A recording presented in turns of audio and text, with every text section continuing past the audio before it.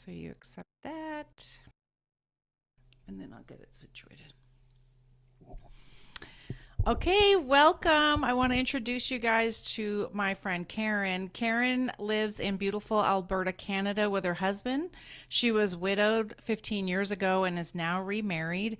She's a musician, a sales assistant, and an entrepreneur. So welcome, Karen, to the show. I'm so Thank you glad so you're much, Laura. I'm so glad you're here. You're a musician? What do you I play? am. I play a bit of piano, but my main instrument is voice. I sing. Oh, that's nice. Oh, yes, I think you sent me a happy birthday message one time, and I think your voice was delightful. Oh, thank you. It's very possible you did that. So I probably did. I try and do that. that's awesome. That's so great. So the last, we're going to be talking about some heavy stuff, but of course, like we can laugh. It's if we want to. The last heavy episode I did, we were laughing because you know what? Sometimes, well, I know that laughter is medicine for us, so we don't have to laugh through the whole thing, but it's okay. I tend to. So, Karen, I know you and I talked, but of course, my audience doesn't know everything. But what do you want to share with us today? Well, I want to share with you a little bit about the journey to widowhood Hmm. and kind of some of the things that my husband went through and some Yes. of the things that I went through at the same time, which are Yes. kind of parallel but different. Yes, and you know what? I'm really interested to hear that because, and I think the audience will be too, because I think I think we hear one or the other side. Maybe we don't hear Mhm. both. So yes, Yeah. and I would, yeah, I think it's going to be really impactful Awesome. and really interesting. So tell me about your journey to widowhood. Well, it kind of let me back up a little bit. We were married in 1994, Hmm. and I remember I remember in our first few years of marriage thinking he's going to die. He's going to die within like 3 years. And I Really? don't know why that thought came to me, but Wow. it did. It kept coming up. And then 3 years went by and he was still there. Hmm. We were still good. I'm like, okay, whatever. Right. And that thought kind of disappeared. But then in around the year 2000, he had gone through some life changes with his job, started a business, and started realizing that physically he really couldn't continue Mm. either doing that original job or even his business because his back was starting to give him a lot of pain. And Okay. at first it was just like, oh, I can't help people move because things are too heavy. It's no big deal. Right. Life goes on. Normal life stuff, normal back Exactly. problems or Right. whatever. Had Just, he had back problems before or anything like that? yeah, well, yes and no. He has talk about him in present tense. Yeah. He did have some back issues previously, but again, it was sporadic, nothing Okay. kind of ongoing. But starting around the year 2000, he started going to his doctor and putting him on some stronger and stronger medication over time. And like I said, he wasn't able to continue or to return to his job, and he Oh my was not able to goodness. continue his business. Hmm. And it just started getting worse and worse over the years. And he was on stronger and stronger medication. We had difficulty with finding good medical care for a while. Actually, for a while, we had a really good doctor, Hmm. but then he went on medical stress leave himself, Oh, geez. like out of the blue, went for a Right. doctor's appointment, and there was a sign on his door saying, Oh, I'm sorry, I'm not a doctor anymore, basically. oh my goodness. So, yeah, we were left without a GP. So we were kind of floundering. Okay, so now what? And the hardest part about it all is that when you're on medications, we call them triplicate medications here in Okay. Canada, where you have to have a special license to um, administer or Okay. to prescribe, I guess I should say, Okay. certain types of medications, like any kind of opiates. Okay. So he was on Percocet, and then he graduated to eventually to morphine, and then his last one was methadone, and he was actually on morphine and methadone. So It I was think I that think bad. in the US we call it a controlled substance. Could be, yeah. Controlled, so yeah, That possibly. sounds That also familiar. Yeah. is possible. So yeah, so Mhm. thankfully, somewhere in there, we did find access to a pain specialist Mm. who she was amazing. Like she was the top pain specialist in all of North America.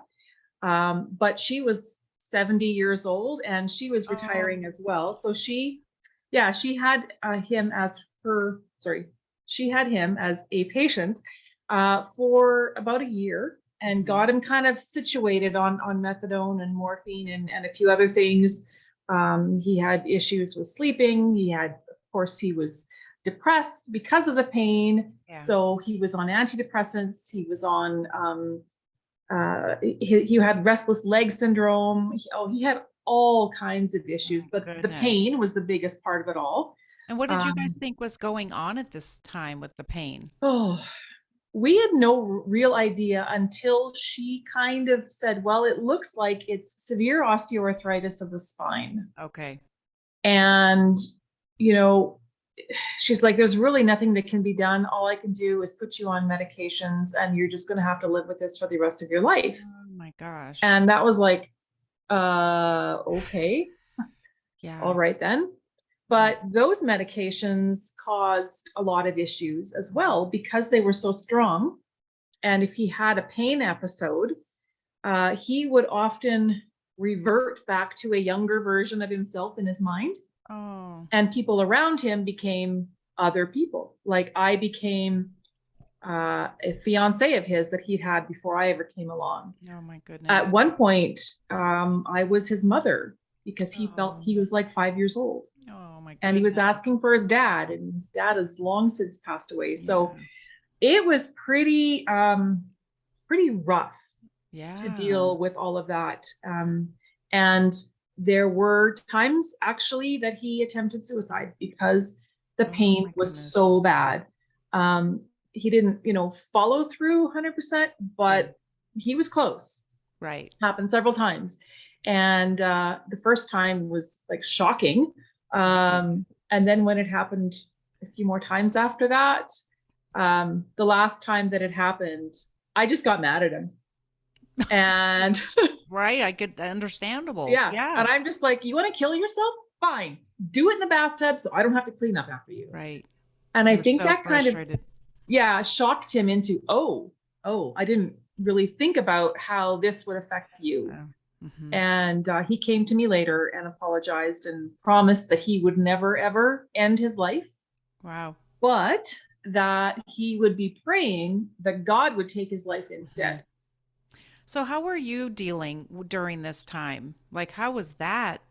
I That mean, that was, had to be yeah, so much for you. it was super hard. So I was, first of all, I was the only one making any money. Okay. So, I was working full time. So I would, get up, I would give him his medication, I'd go shower, go make my breakfast, throw Hmm. something onto a plate for him, give it to him in the bedroom because he pretty much didn't leave the bed by at this point for the last few Right. years anyway, Oh, before he okay. passed away. Mm. So then I'd go to work, do my thing, come home, and cook supper for us, and never really knowing what state he was going to be in. Was he going to be sleeping when I came home? Mm. Was he going to be awake? Was he going to be in a pain Right. episode or not? Hmm. um, I mean, there were some good things that happened for sure during that time. I think Hmm. he and I became closer as a couple, Okay. um, and our faith grew Hmm. stronger, Hmm. much stronger, especially his. His faith just Oh, like okay. was incredible. I really looked up to him, Hmm. and I was very inspired by his faith. Yeah. But mentally and physically, for me, I was not looking after me. Yeah. All of my focus was on him. I was his Oh caregiver. my I was goodness. essentially his nurse. Mhm. And yeah, so because of some things that were happening in our home, in our Mhm. physical home, he was essentially a hoarder. So there was Oh. so much junk in the home. I was so embarrassed Oh, to have anyone come in. So I yes. kind of isolated myself. I mean, never Right. mind kind of. I did. I Right. isolated myself. What I about was when you were at work? Did you have anyone to talk to there, or were you able to communicate with anyone there? A little, but Yeah. again, I don't think anybody really understood the magnitude Okay. Yeah. of what he was going through. My family didn't even like, Yeah. and I think maybe his mom did to some degree, Right. but I think everybody was like, well, what's the big deal? Like, why can't he even Oh. come and go out for a family dinner with us? They Well, did, so they because weren't understanding. They weren't no, they understanding his didn't. pain or Yeah, anything. not Mm. really. No, they Mm. didn't. I mean, they couldn't understand, well, why can't he just get out of bed and get dressed and come for dinner with us? Oh my Well, goodness. because getting out of bed, Yeah. number one, you got to shower. So now you got to get out of bed, Mhm. got to go to the bathroom, you got to do all of those things. By the time he came back from his shower, he was exhausted. Oh. So now he has to get dressed and he's sweating because it's all Yeah. taking so much out of him. I mean, one of the things that he had actually, even in addition to, and probably because of the chronic and severe pain that he was in, was he had fibromyalgia. Oh. So he had Jeez. zero energy, pain Mhm. everywhere. The act of like literally leaving the house took every ounce of everything in him. And he did it a few times because it was special birthdays or whatever. Right. But it was very hard for him to do Mm. that. And And I I can imagine, that's you can if he says he's in pain or if he says he's can't do it, it's Yeah, hard to force people to believe you, you exactly. know, and that's really rough. It's those unseen diseases or issues that people have that it's like you want Yeah, people to believe you. It should just be enough that I am saying that it's a problem. exactly. Yeah. Oh my Yeah, it goodness. is. It's definitely one of those invisible diseases. I mean, Yeah. he wasn't carrying any injuries that you could see. I Right. mean, he did use a cane, but other than that, like Mhm. you couldn't really tell. Right. Once he was in a setting, I think some of his energy came back in the form of adrenaline, when he was able to Oh, participate. But okay. by the time he got home, I mean, there was just nothing Yeah. left. And then he'd be again in bed for a week or more at a Mhm. time.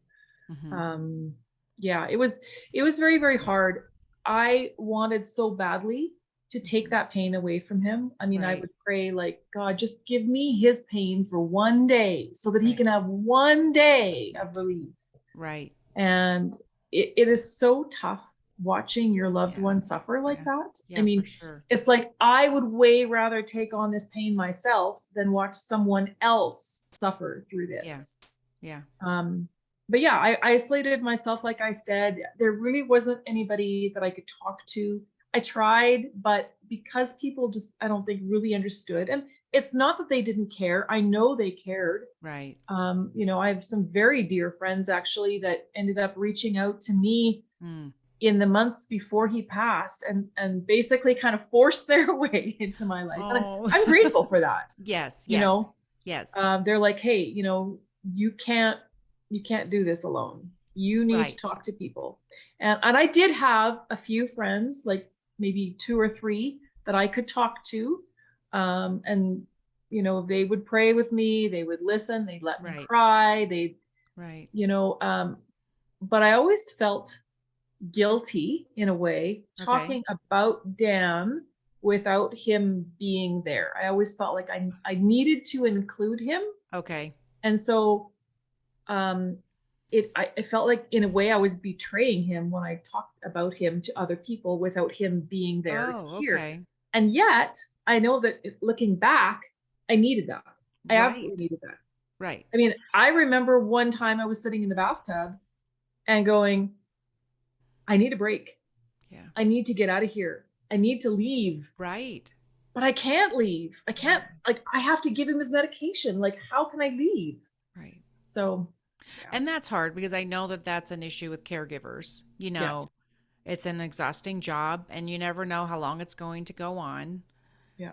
And that had to be hard. Now, why do you feel like you just felt bad to speak about him? You weren't speaking, I don't know if you were talking bad about him or not, or maybe you were just saying these are the things that are happening, but somehow you still Yeah. felt bad because he wasn't right there in the room.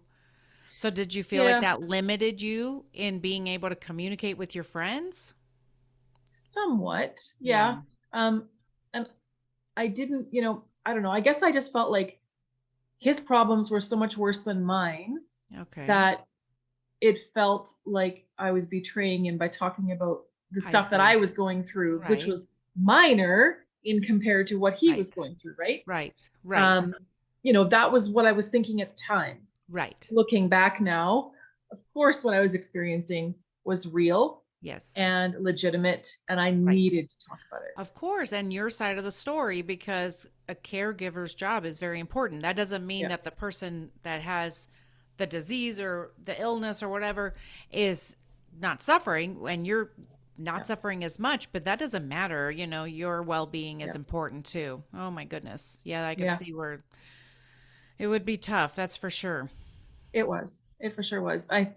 And so talking about, the progression into the Yeah. widowhood part of things. Yeah.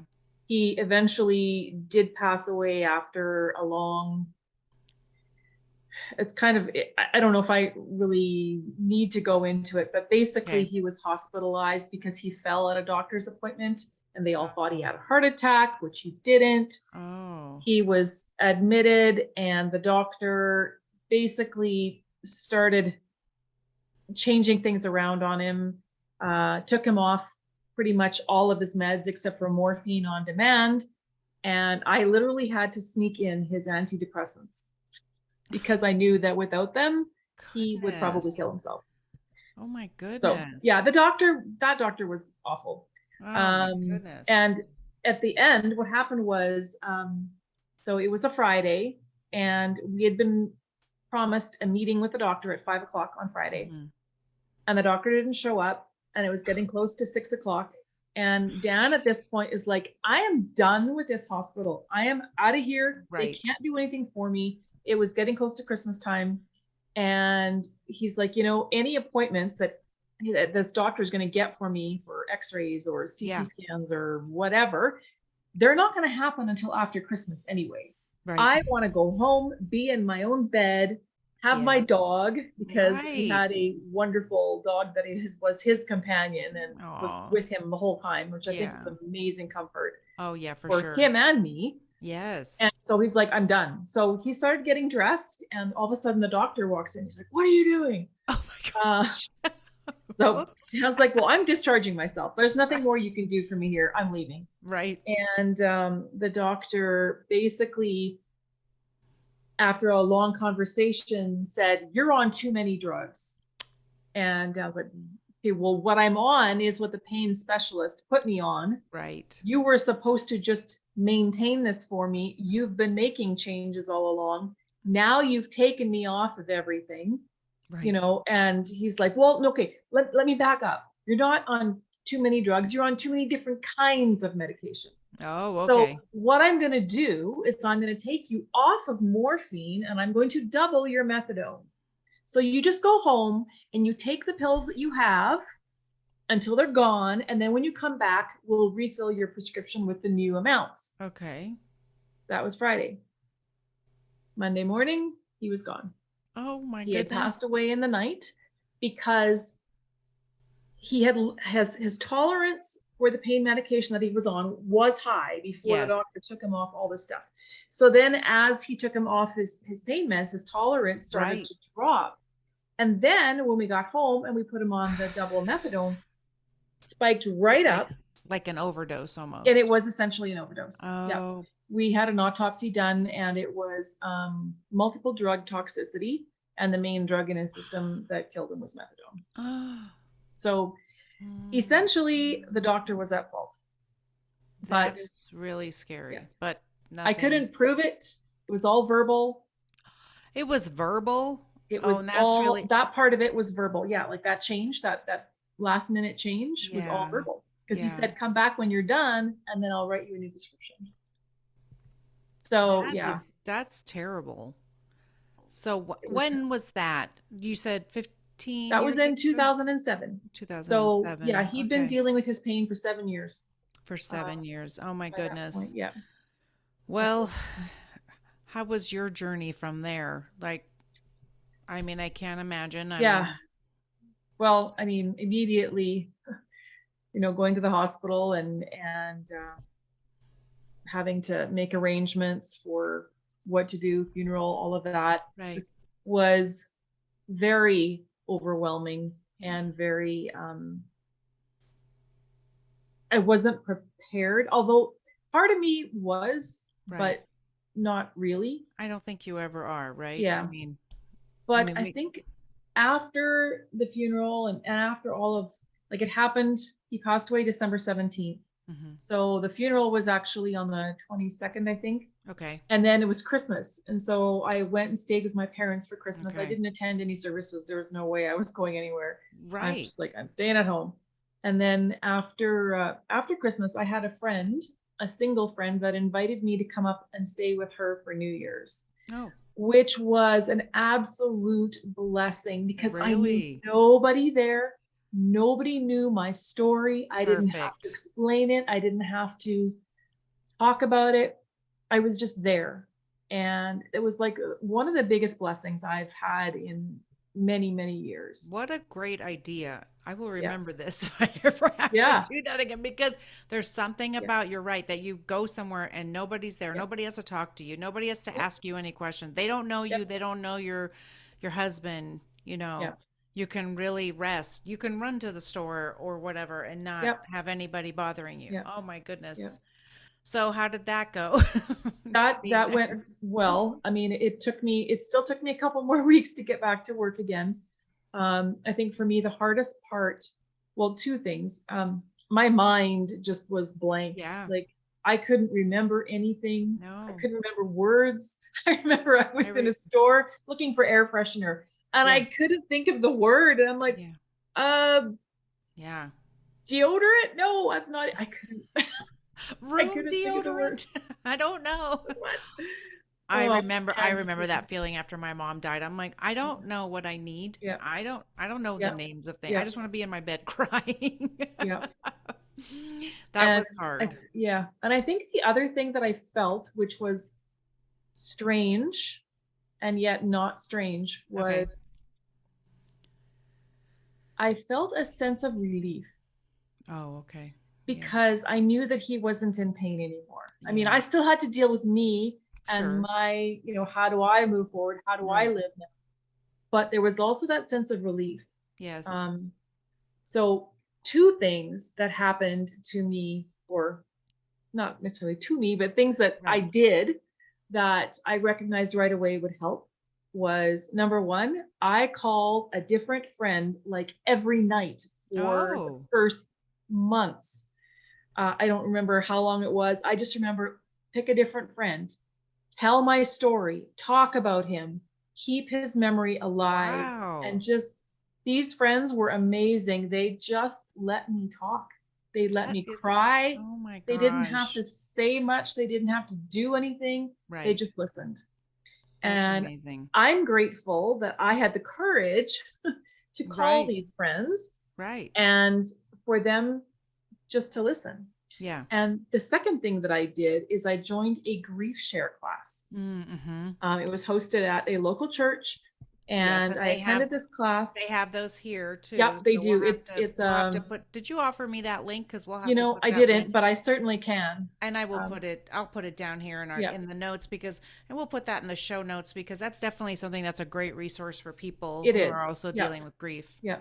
I'm sorry, It go is ahead. it's a faith-based Hmm. course, but I mean, and there are other types of Yes. courses like that as well. For me, it really suited me and where I was at Yes. spiritually. So I loved it. I was the youngest person in the room. There were mostly older women and Oh, men in the okay. room. Right. So it was awkward. I was 39 when my husband Okay. passed away. He was Yeah. 47. Yeah. So Oh I my was goodness. still quite young. Yeah. Yeah. And but I'm really, really grateful for that class. Hmm. Um, the one thing that I didn't follow Okay. was they said not to make any major changes in your life in the first year. Yes. Well, I went and got married again. You did? I did. Oh my God. Now, how did that happen? Well, wait, we might have to come back to that story, but oh my Yeah, goodness. Wait, because I want to have some other questions first, and then we might have to no come. problem. We can come back to that later. Okay. That's hilarious. Oh my goodness, I have to hear Yeah, about that. I was going to ask you when you were talking to your friends, because I know there's, this thing that I've learned where you say you came to me and you were you said you called me and you're crying or whatever. I have learned where I can say, do you want me to offer a solution, or would you like me to just listen? Now, did you say that to your friends, like, hey, I just need you to listen, I just need to cry, or did they just do that? Were you able to be honest, or they just knew that you just needed to cry about him? I can't remember if Yeah. I actually physically said something like that. Right. I think they just intuitively knew. Yeah. But I might have just said, hey, listen, I just need to talk to somebody about this. I just Yes. need to like vent, or I need Right. to, I just, I just want to talk about them, Mhm. Yeah. you know? And I remember, this is, of course, a different thing than, when I got divorced, I was the same way. I would call people and say, I just need to talk about it. And they would let Yeah. me. And Yeah. that's the thing, is I think to be able to even say, though sometimes when we're in grief, it's hard Yeah. to say what we need. But even if you can get the words out, I just need to cry, Yeah. then go for it. Yeah. you know, it's Yeah. nice that you had those friends to lean on. You did grief I did. share, you had some friends that you leaned on. What Mhm. other things do you feel like really helped you? Did you do any other things? How about the hoarding? Did you like decide you're going to clean up the house? Did that help you? Was that Yes. his thing? Was that his thing? Hope it wasn't your thing. No, it was his And thing. It I'm was not calling you mine. I mean, out. I am a little bit cluttered, but I'm not that bad. Okay, cluttered but not hoarding. Okay. Yeah. I'm sorry to No, laugh about I that. I actually it was something I actually looked forward to. It was like, Yeah. I get to clean this house now. But it was such an overwhelming job that Oh, I I can had to imagine. narrow it down to like one small area at a time. Like I remember Oh, yeah. starting with the linen closet, Okay. getting Was rid there? of a whole bunch of towels and face cloths and stuff, like old crap that I Yeah. knew we didn't need. I only Right. needed a few things. I didn't need all of this extra stuff. So Right. that was very liberating to throw out this stuff that I could never throw out before because, Yes. it's still good. It can still be used, Right. And you it's know. harder when you Yeah. have a partner like that Yeah. who is having, hoarding, I think, is a psychological issue, Yeah. and so to be able to say, we don't need this raggedy washcloth Yeah. anymore or whatever, Yeah. so that's hard. Well, that's good. I would be excited too. I really Well, would. I remember having dreams before he passed away that the house was clean and and Okay. and there was no extra crap anywhere. And Yeah. I'd wake up and know that that was just a dream, and that was Yeah. so depressing. Yes. That was so hard. And That I'm sure was that didn't help with your mental health, if you're No, trying to. it didn't. Yeah. Yeah, it didn't. And I think because if the house was clean or at Mhm. least not full of junk, I mean, it didn't need to be perfect, Right. obviously, Right. I would have felt more able to welcome people in because I Yes. know there were people that would have said, "Can I come over?" Right. But I think they all knew that there was like I never didn't really talk about it too much with people, Okay. but I think they all knew. Right.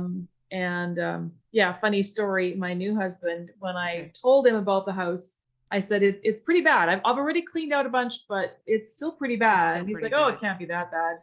He walks in the house and he's like, "Oh, You're like, it's not my stuff. not not Working mine." on it. Well, and I can imagine that you'd probably have to dig through everything to see if there's anything of Yeah, value, you know, yeah, tucked under stuff or whatever. yeah. So, do you want to talk about how you met your new husband? Sure, I'll talk about it. Hey, this is a good hope. This is a good story of hope. Absolutely. There's definitely hope. There's So apparently that's definitely one of the things you did. You bright did some things. grief share. You I did just so. decided, hey, what the heck, let's And get then married let's get again. married. Okay, I want to hear this. I don't know this story, so this is great. Well, this is actually a very, very cool story. So, Okay. my husband's name is John, Okay. and John and I actually went to Bible school together back in the late 80s. We had a Okay. mutual friend in common. Well, we had a few, but this one Okay. particular friend we both kept in contact with. Okay. So he left Bible school to join the US Navy. I went on to university. I ended up getting married. John ended up getting married to someone. And Okay. then that marriage ended. Now I'm a widow. And this friend who knows both of us was so this is the funny part. Okay, so Dan passed away in December, Okay. and my friends started talking to John about it in January, going, "Hey, you remember Karen?" Oh my And he's goodness. like, "Are you nuts? No, I'm not going to talk to her. I mean, her Yeah. husband literally just passed away." Right. She's a little she's a little fun. I think it's very sweet that people are like, Yeah. this will be a good thing. I Yeah. understand So that, but she was basically playing matchmaker. yeah. And so she'd kind of talk about him a little bit and drop a few little things. Oh, you know what John's doing? He's blah blah blah blah blah. Oh my Okay, that's goodness. nice. And the funny thing is, That's she would nice. talk about him, but I didn't put two and two together that she was Oh. trying to matchmake us. Oh, okay. I only found about this later. Okay. So in June, so this would have been almost 6 months after my first husband passed. I get a phone call from her. She leaves a message on my voicemail, Okay. and I get home and I hear this voicemail, and it says, "Oh, call me as soon as you get home. I have something really important to tell you. It's Oh really my important. Please call me." goodness. And I'm like, Okay. "Okay." So I called her, and she's like, "Guess who's here?" I don't know. John? She goes, "Yeah, how'd you know?" I'm like, "Well, you've only talked about him." All Do the time. you want to talk to him? Now wait, where is she? Is she in your city? So Does she she's in live near? Ontario, Okay. so 4 And provinces to the east of me, oh, so basically okay. just north of, New York, Okay. okay? So, turns out John had decided to go on this North American kind of road trip. He Okay. lived in Tacoma, Washington. He went all the way down to California, Okay. through Texas, over to Florida, back up through New York, into Ontario, Okay. stopped in to see her. Okay. She set him up with 3 women. So woman number 1 was a friend that lived in a nearby town.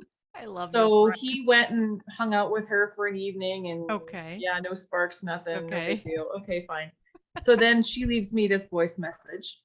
So she's like, "Do you want to talk to him?" So okay, fine. So I get on the call and And we chat you for haven't talked to him for however many I have years? not talked to him in 15 15 years, Oh I my think. goodness. Yeah, or more. Right. And we get on the phone and we chat, and we chatted for like half an hour, and it was like old friends catching up, one of those Oh, conversations that felt right. really relaxed and casual, and nothing felt forced or weird or awkward. Right. And then he says, "Well, I'm actually traveling through the prairies, going back through Alberta on my way back to Washington. Oh, Would you like to get together for a movie or something when I come through?" my Or goodness. actually, Yeah. no, he didn't quite say that. He was going to stop at our old college. That's what it was. Oh, And then okay. I said, "Oh, well, if you're coming all the way that Right. way, why Right. don't you just pop up to Edmonton, which is Mhm. like 2 hours away from there, Okay. and we'll go out for, dinner, have a movie, whatever, catch up, And he's like, "Yeah, sure, no problem." So it was like I actually technically asked him out on our date, but in my brain, it wasn't a date. Right. You were just So seeing him. we're just seeing him. So Yeah. he comes, and we have our first date, Okay. and we went out for dinner, and then we were going to go see a movie. The movie times were awkward. It didn't work. Mhm. So we ended up going out for a drink, and we were just talking. And I poured out my heart to him about Dan, because it was the 6-month anniversary of his death, to the Oh, day. Oh my goodness. Okay. So 90% of the conversation was me talking about Dan. Okay. And I even threw in somewhere in that conversation, if I ever get married again, that man had better know that I will love Dan to the day I die. And there's going to be, that's how it is. Yeah. And he's like, well, yeah, of course. Like that. Right. Why would it be any other way? Right. And he was such a great listener. He was so kind Mhm. and gentle and caring. And I found myself being attracted to him. And Uh-oh. I'm like, how is this possible? I'm still in love with Dan. I can't Right. be in love with this guy too. Right. And it took me aback.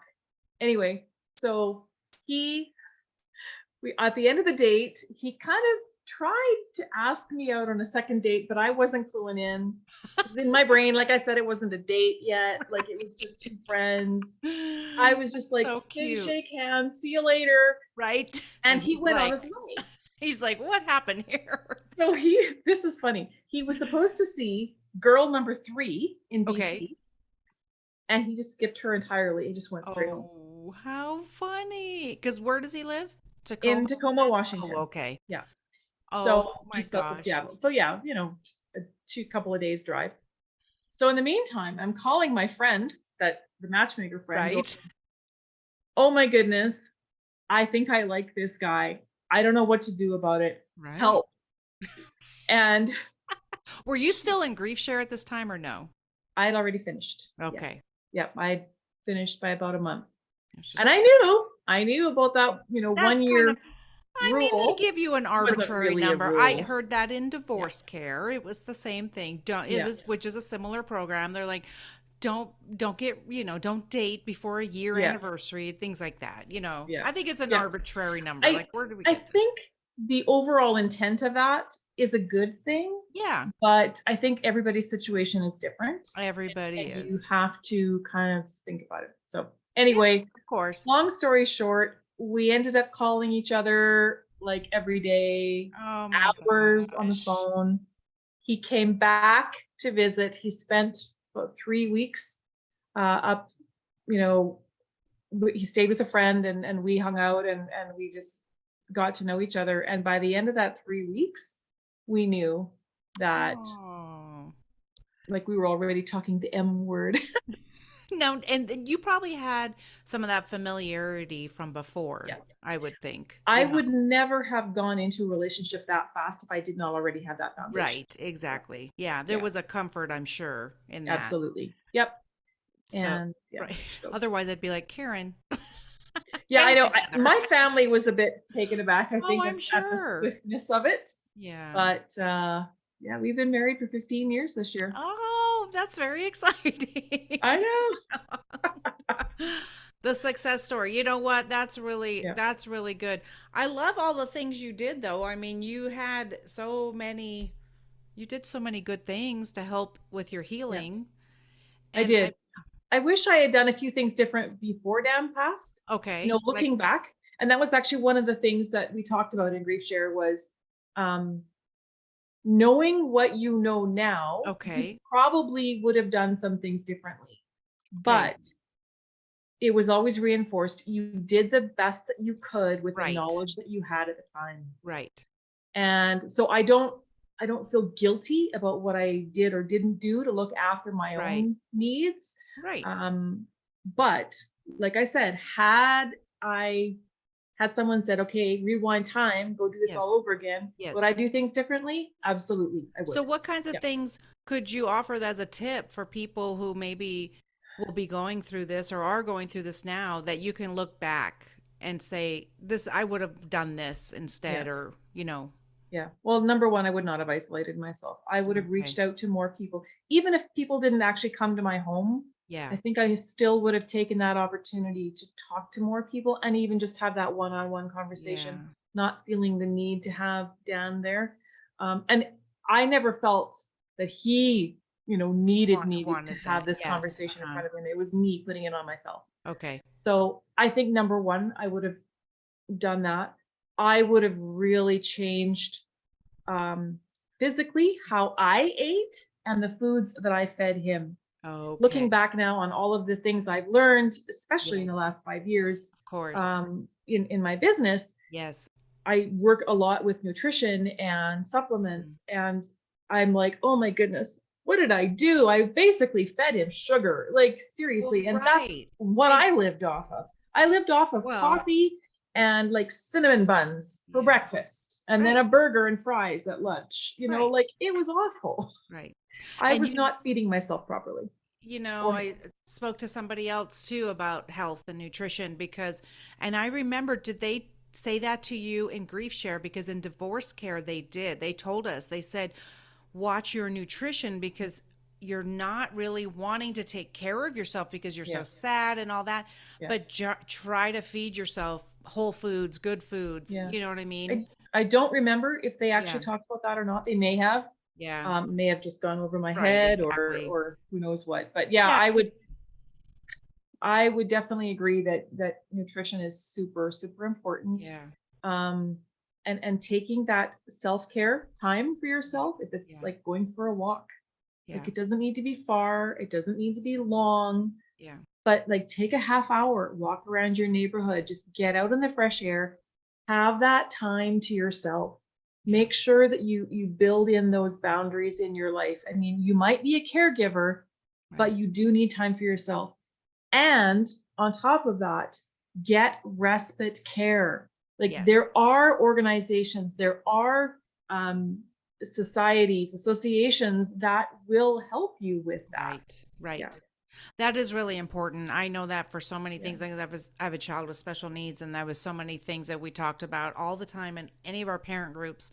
yeah, Respite care for those parents who really needed that. I didn't need yeah, it to that extent, but respite care is so important. So I know yeah, we'll have some information on that and see if we can what we can find for people because I every state is different, yeah, exactly. but I And know that it's out there.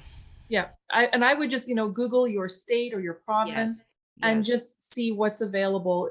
Any kind of social services organization will have Yes. something. Right. And even for example, for me, for the Pain Society, I probably could have used their resources a lot more than I did. I did Okay. attend like one conference, but I don't think I really took in as much as I should have because at that point we still weren't sure what was going on with Right. him. Right. But yeah, yeah, And then what about, so with respite care, you have to have somebody come to your house. yeah. Would you have maybe, even though it's not, it's, you said embarrassing and whatever to have Mhm. people over, would you have maybe put that aside and said, I just need to take time for myself and I'm going to have to tough this out that Yeah. somebody's coming in to provide respite care? I would hope that I would have, Yes, but I exactly. don't know. And that's Right. probably one reason why I didn't even think of it because I was Yes. so ashamed. Right. Yeah, Yeah. And that's really hard. it is. Shame's MO is isolate. When you Absolutely. and so and then when we isolate it gets worse because we're in our own head. Yeah, We think no one else is going through it. And so I know that there's other women going through that kind of thing, being yeah, caregivers, being yeah. widowed. So to go along with the title, where are you at right now? How are you doing? How I'm are doing things? good. Yes, Good. I'm doing good. Like I said, 15 years of marriage Yeah. and very, very happy in Yeah. that. I'm learning, like I said, a lot of things about nutrition that I am able to implement now. And the interesting thing is that my husband is Uh-huh. a diabetic. So I am able to help him, although Yes. sometimes he doesn't always want to be helped Of course. because he's a It's a guy. normal marriage. But, I at least have the tools that Yes. I can assist him with that. And I've also really grown a sense of independence. So this marriage looks very different than my Okay. first marriage. My first marriage, we were BFFs. We did everything together. We were always together. Oh, okay. We were like two peas in a pod. This marriage is different. I mean, we still obviously enjoy each other. We still Right. spend time together, but we also have kind of our independent lives, Okay. so to speak. Yeah. And there's no jealousy or Right. anything like that. Like I really appreciate that we can give each other space, and then when Yes. we do come together again, that it's even more precious time. That's great. Yeah. So That's really good. I really enjoy that in our marriage for sure. That's really good. And of course, with time, we all grow, but I Yep. think sometimes something can get us down. I mean, losing your Yeah, first husband, that's a big deal. it is. That was a big trauma. And I'm glad that you took steps to not let it keep you down. Thank you. You know, Yeah, so, and grief still comes. oh, Like it's sure. still I'll have a dream or I'll Wow. see something that reminds me of him and a Yeah. memory. And sometimes it's like this giant wave that just kind of Yeah. washes over you.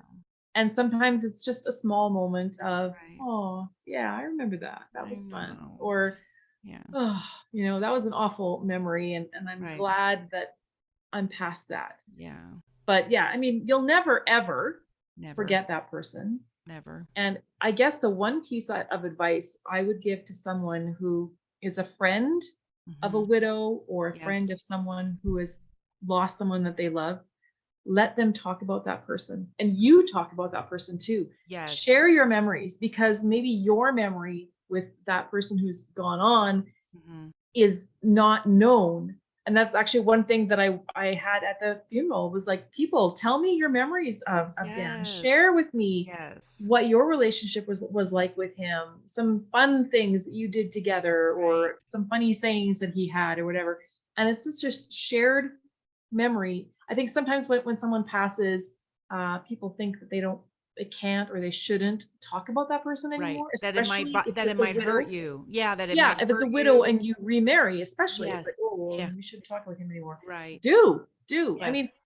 I'm careful with my current husband that I don't talk about him all the time, Of course. but it comes up and I okay with that. And I know that he's okay with that. So, Yeah.